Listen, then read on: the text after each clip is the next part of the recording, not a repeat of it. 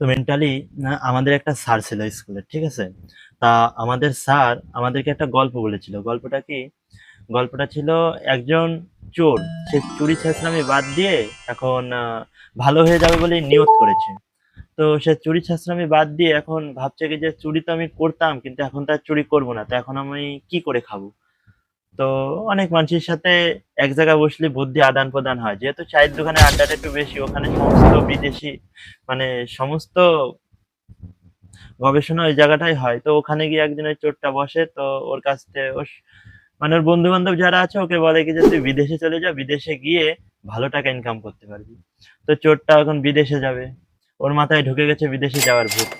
তো ও বিদেশে যাওয়ার জন্য প্রস্তুতি নেয়। তো বলে যে, "বিদেশে তো সবাই ইংরেজিতে কথা বলে।" আরে আমি মূর্খ বাঙালি চোর, আমি কিভাবে ইংরেজিতে কথা বলবো?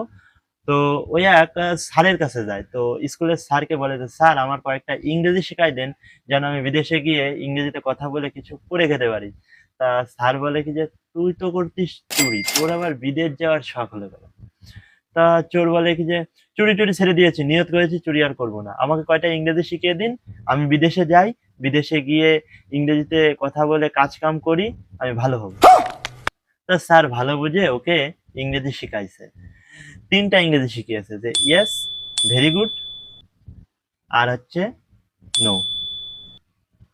তো ওই চোর বলে যে শুধু এই ৩ টা বললেই তো হবে? বলে হ্যাঁ, এই ৩ টা বললেই হবে। তুই কালকে আসিস, কালকে এসে আরো ৩ টা শিখে যাস। তো ওই চোর বলে কি যে আচ্ছা ঠিক আছে। বলে বাড়ি থেকে বেরিয়ে পড়ে। তো পরের দিন ওই চোর আর যায় না স্যারের কাছে। যে আমি তো ৩ টা শিখেছি। এই ৩ টাতেই আমার হয়ে যাবে। এত সময় নাই আমার কাছে। তাই চোর রীতিমতো ভিসা-টিসা হাতে পেয়ে চলে যায় বিদেশে। তো ওই চোরটা বিদেশে গিয়ে একটি বিদেশি রেস্তোরাঁয় খাবার খাচ্ছিল।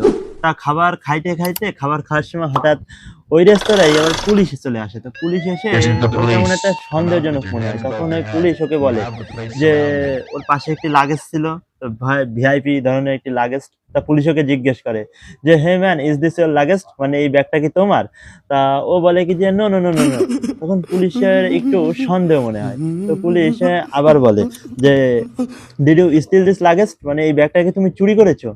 তো ও খুব আনন্দের সাথে বলে, "ইয়েস, ইয়েস, ইয়েস, ইয়েস।"